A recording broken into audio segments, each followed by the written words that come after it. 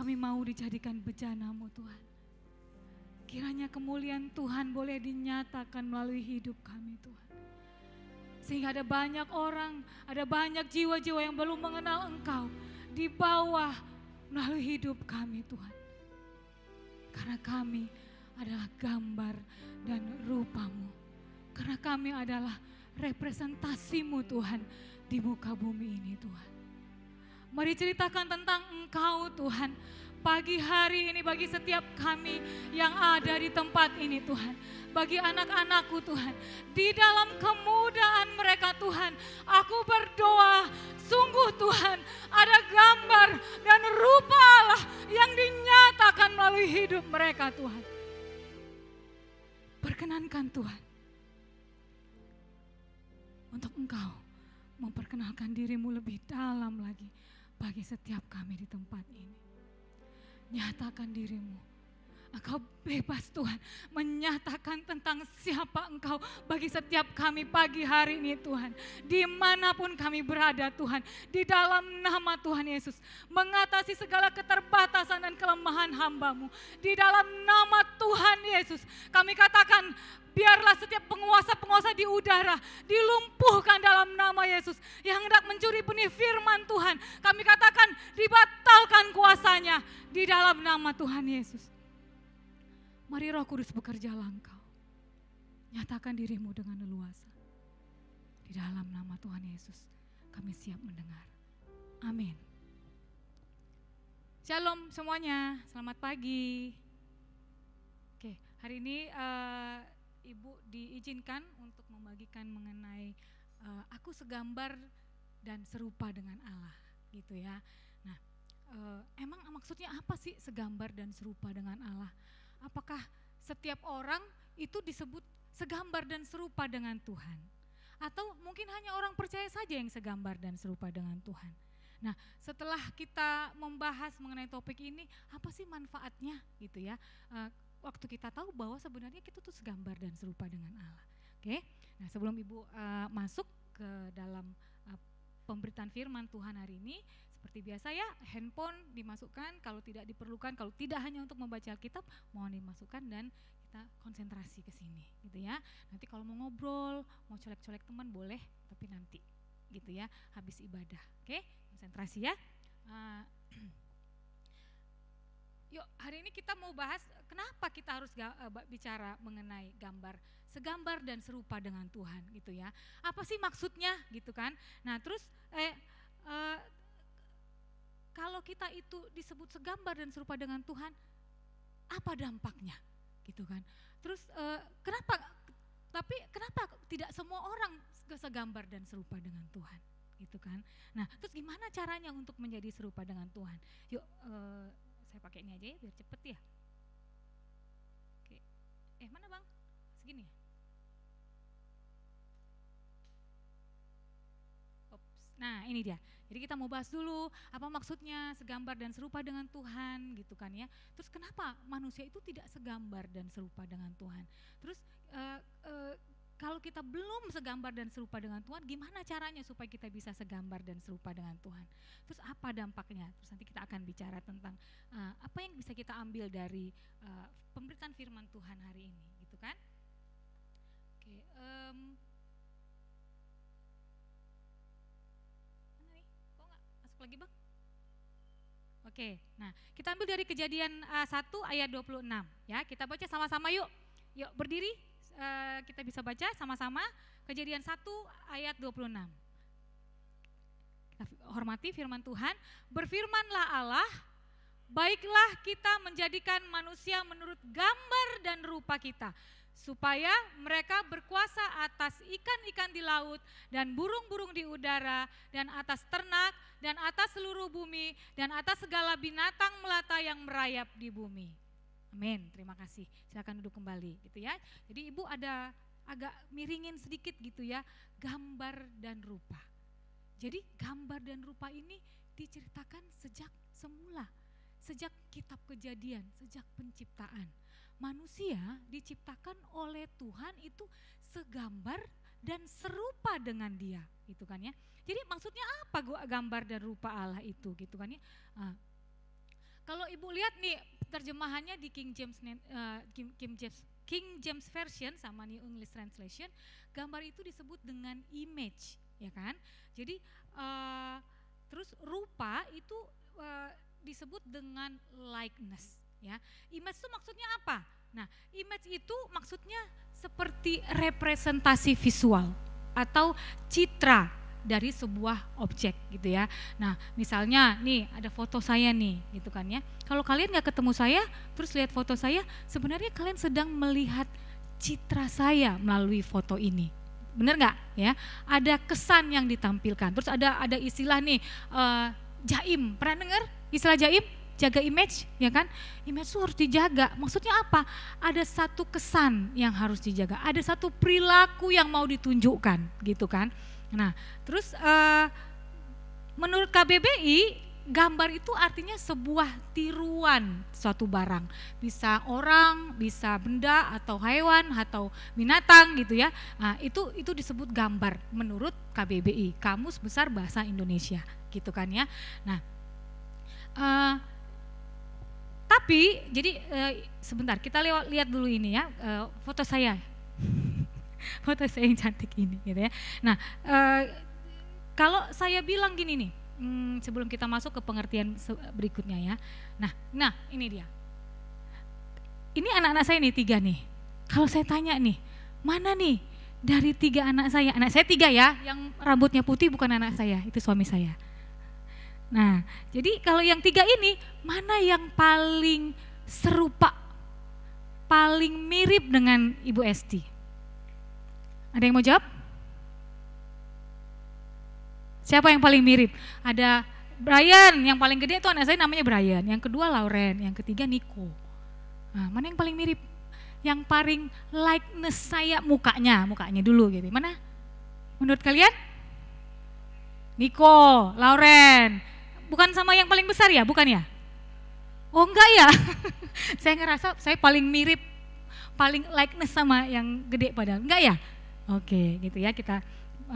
Nah kalian bisa lihat ya, dari foto aja kalian udah bisa, ini si Niko nih paling mirip sama Ibu Esti nih, atau Lauren paling mirip gitu ya. Foto ini merepresentasi saya dan anak-anak saya, ya kan? Ada visualisasi yang bisa kalian lihat walaupun orangnya nggak ada di situ, gitu kan? Nah, lalu kita masuk lagi ke tadi.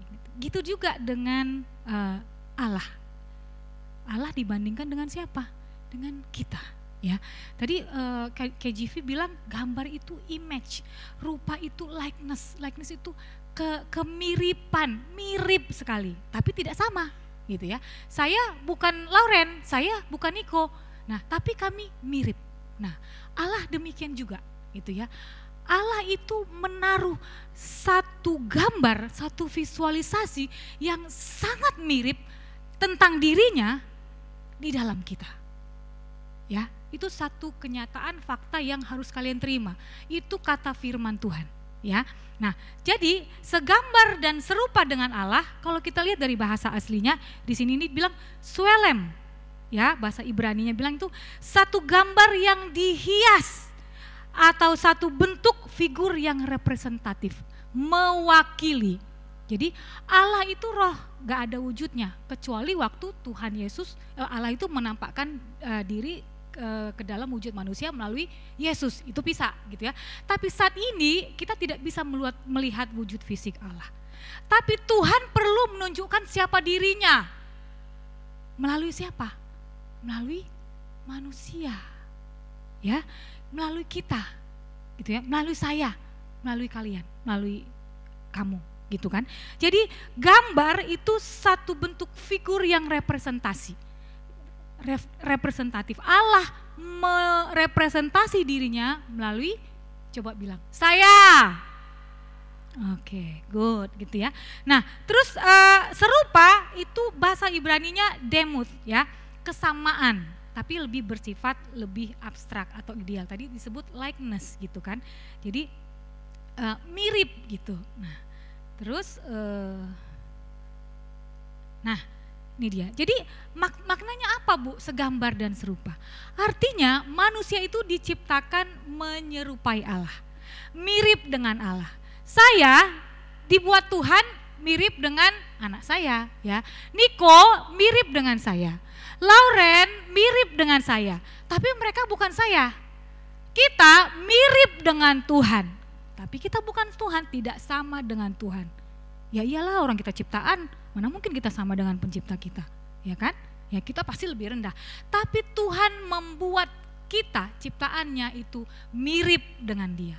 Sangat mirip dengan Dia. Apanya yang mirip, Bu? Nanti kita bahas, ya.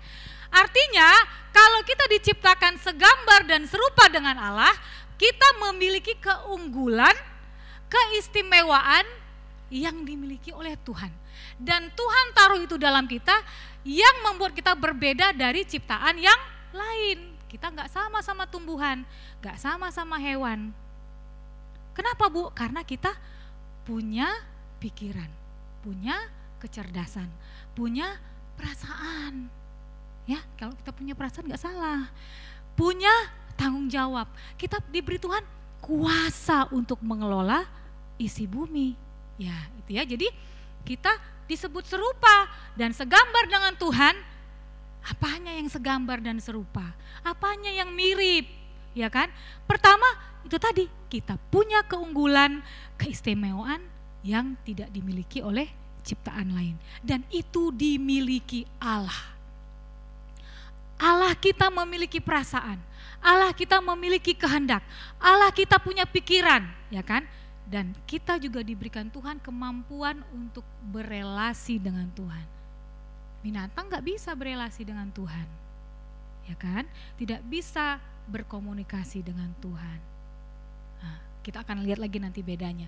Lalu yang terakhir, apa maksudnya segambar dan serupa dengan Tuhan? Kita mencerminkan karakternya Tuhan, ya. Kita mencerminkan kepribadiannya Tuhan. Idealnya seperti itu, gitu ya. Salah satu contoh dalam Pengkhotbah 7 ayat 29 bilang karakternya Tuhan tuh jujur. Tapi kenapa kok banyak manusia tidak jujur? Katanya manusia segambar dan serupa dengan Tuhan. Sejak semula Tuhan bilang Tuhan menciptakan semua manusia segambar dan serupa dengan Tuhan. Tapi kok ternyata kok banyak manusia yang gak punya karakter seperti Allah, tidak jujur, gitu kan ya. Ya kita lihat, nah kenapa tidak segambar dan serupa dengan Tuhan? Nah ini dia.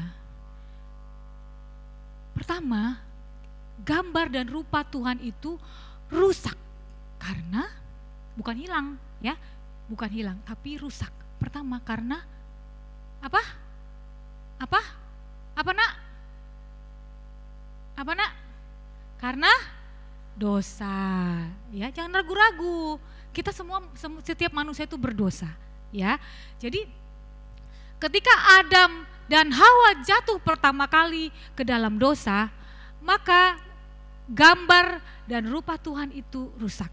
Kata firman Tuhan, setiap orang sudah kehilangan kemuliaan Allah, gitu ya.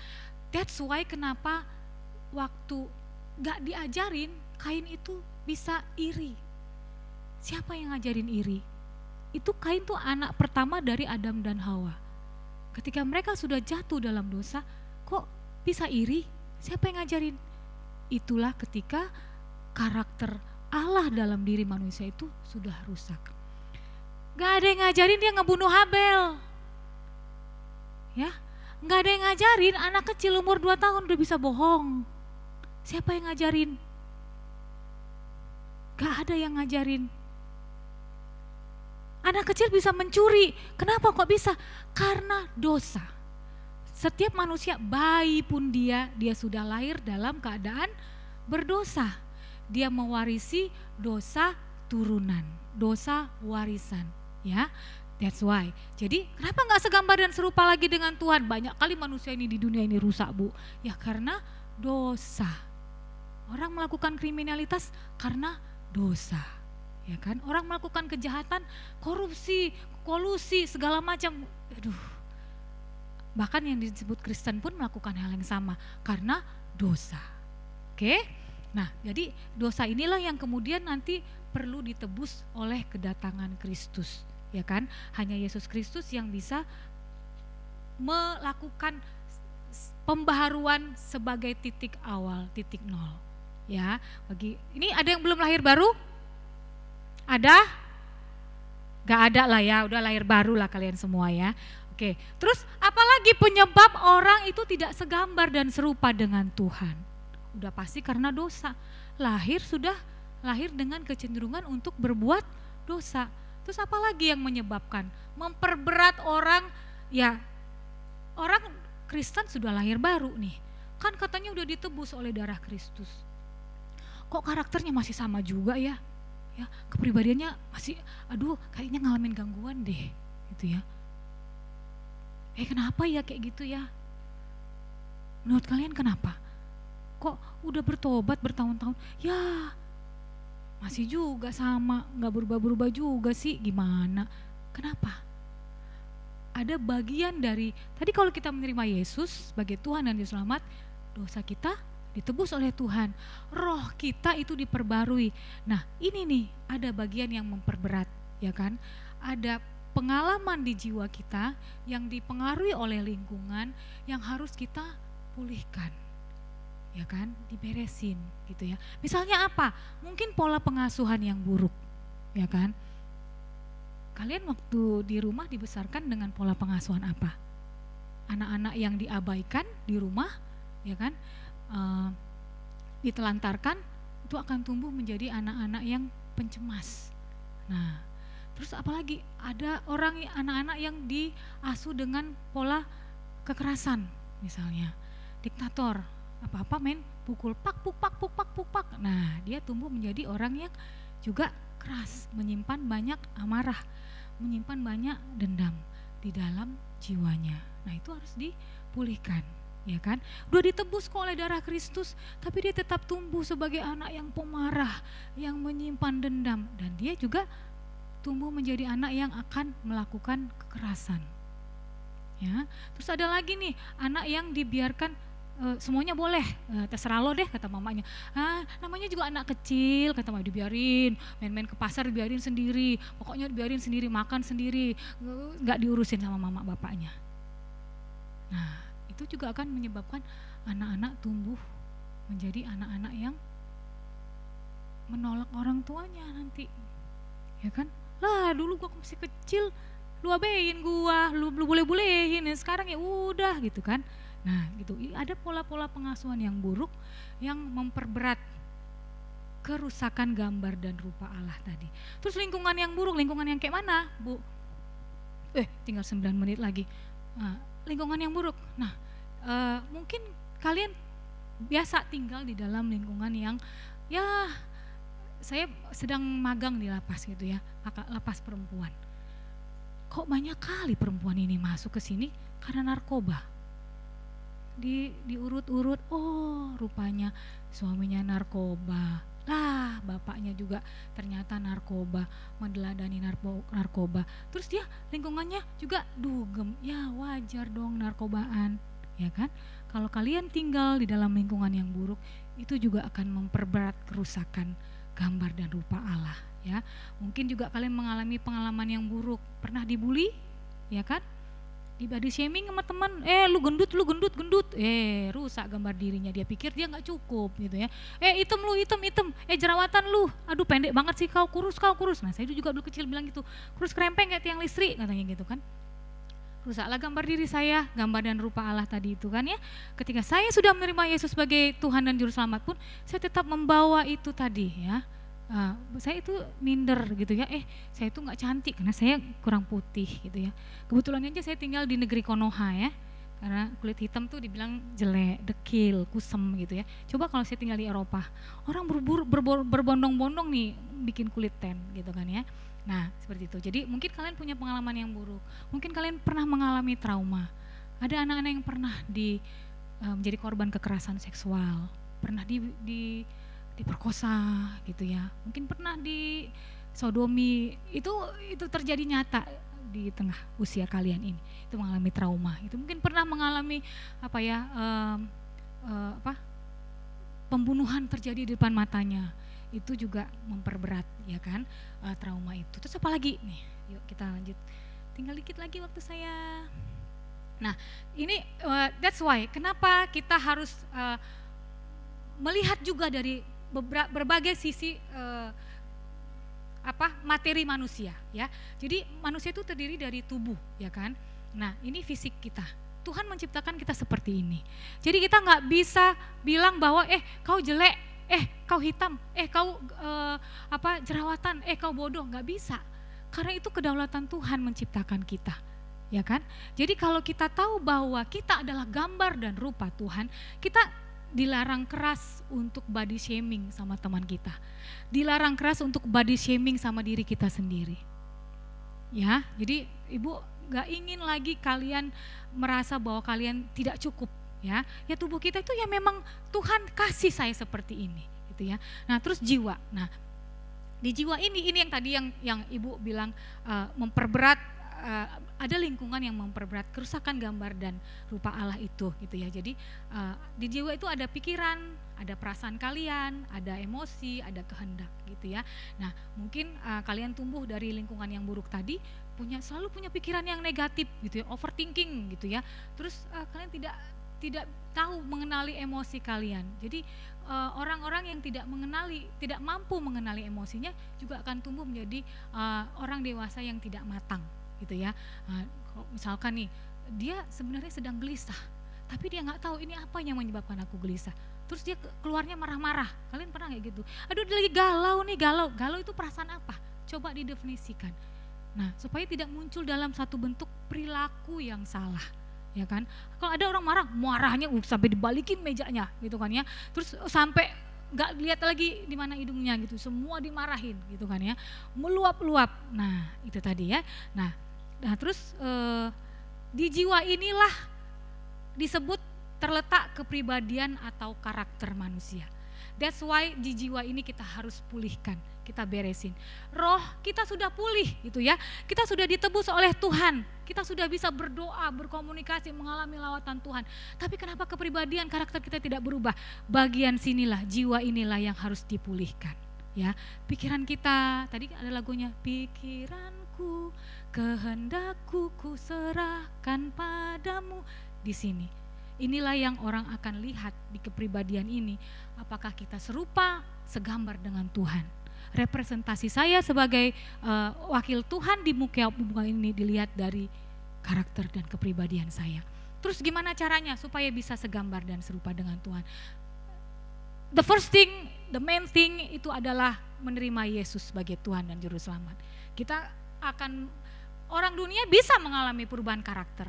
Bisa karena mereka tahu toolsnya, tapi mereka tidak masuk ke dalam kekekalan, ya kan? Ini yang akan membedakan kita dengan orang dunia, ya kan? Nah, lalu kalau kita menerima Yesus sebagai Tuhan dan Juru Selamat, maka ada Roh Allah yang hidup di dalam kita, yang tinggal di dalam kita, yang mampu mengadakan percepatan demi percepatan perubahan karakter dalam hidup kita. Ya kan, sambil tadi yang bagian jiwa tadi yang dari lingkungan buruk tadi itu kita pulihkan, kita proses, gitu.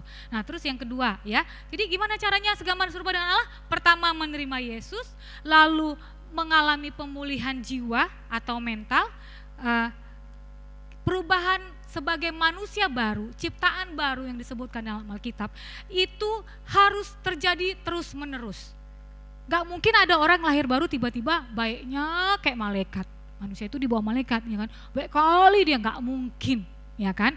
Pasti mengalami perubahan terus menerus.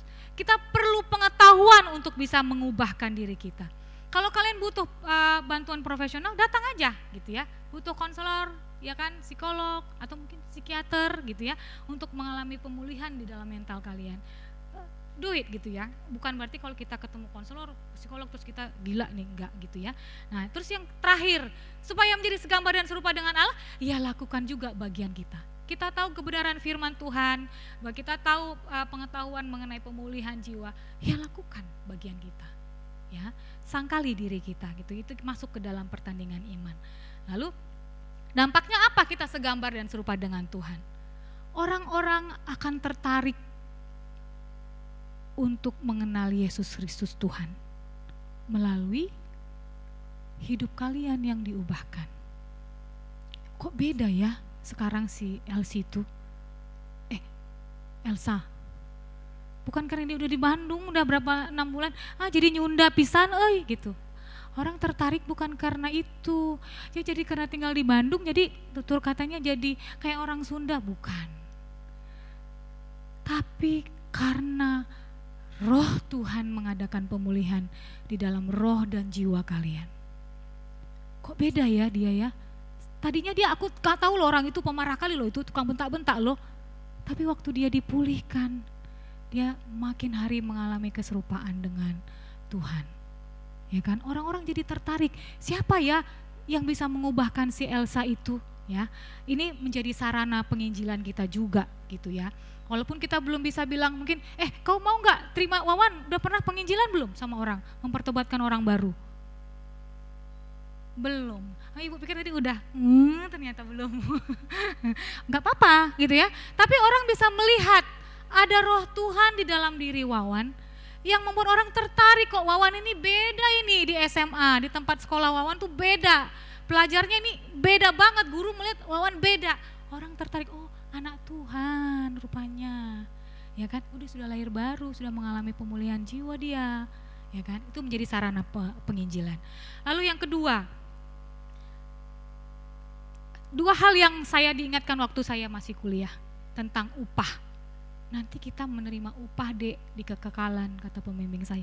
Minimal 2 aja jadi fokusmu, ya kan. Keselamatan itu gratis, cuma-cuma anugerah, ya kan. Kita tinggal terima Tuhan Yesus, aku mau mengundang kau masuk ke dalam hatiku, gratis anugerah. Tapi kalau upah nanti di sorga, kalian percaya kan tentang sorga dan neraka kan, ya kan. Kalau upah itu enggak gretongan, diusahain. Ya, semua perbuatan kita di muka bumi ini nanti akan diukur ya, untuk kita dikasih sama Tuhan nih upah nih, sesuai dengan apa yang kita kerjakan di muka bumi ini. Jadi kata pemimpin saya dulu, 2 aja deh upahmu deh, upah membawa jiwa-jiwa sama upah mengalami perubahan karakter deh. Nah, ada 7 jenis mahkota, nanti kalian lihat aja di buku ya, di Alkitab ada apa aja 7 mahkota yang Tuhan sediakan bagi orang-orang percaya ya. Untuk orang yang tidak percaya tidak disediakan upah, gitu kan ya. Minimal ada upah sukacita ya, itu adalah upah ketika kalian membawa jiwa-jiwa, dan upah kehidupan kalian mengalami perubahan karakter, itu aja. Jadi kalau kalian semakin serupa, semakin menunjukkan segambar dengan Allah, artinya kalian mengalami karakter Kristus di dalam diri kalian. Kepribadian kalian berubah mengarah kepada Kristus. At least Tuhan, 2 upah ini aku terima nanti. Ya, yang terakhir udah selesai katanya kan. Terakhir kita dampaknya kita segambar dan serupa dengan Tuhan. Kita diberi Tuhan tanggung jawab untuk berkontribusi kepada dunia. Jadi jangan ada lagi anak ibu di sini nih gitu ya, Zaka, kan Zaka. Nah, jangan pikir Zaka nggak berguna di dunia ini, ya kan?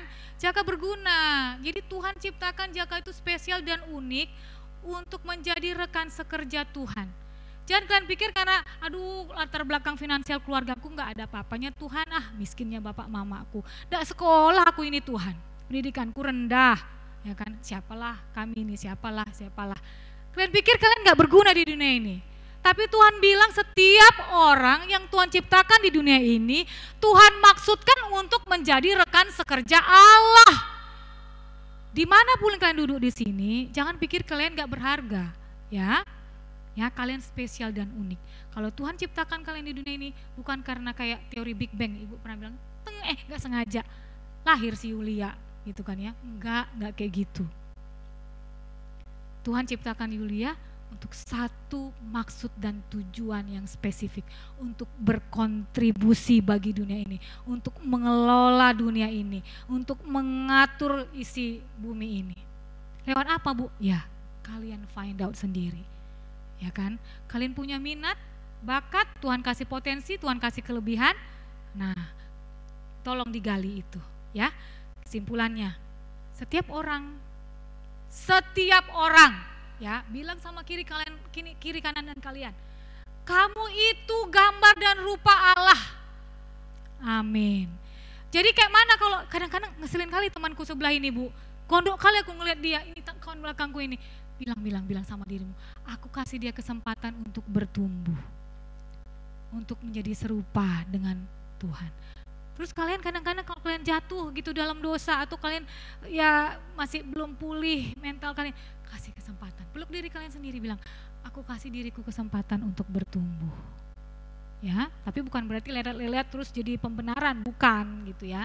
Nah, terus yang ketiga, tolong saudaramu untuk dia juga mengalami pertumbuhan, mengalami perubahan. Gimana caranya? Pemuridan lo, pelayanan lo, ya, ikut dalam komunitas rohani lo. Amin. Oke, silakan yang melayani, silakan maju ke depan, kita tutup firman Tuhan. Kita tundukkan kepala, yuk kita berdoa.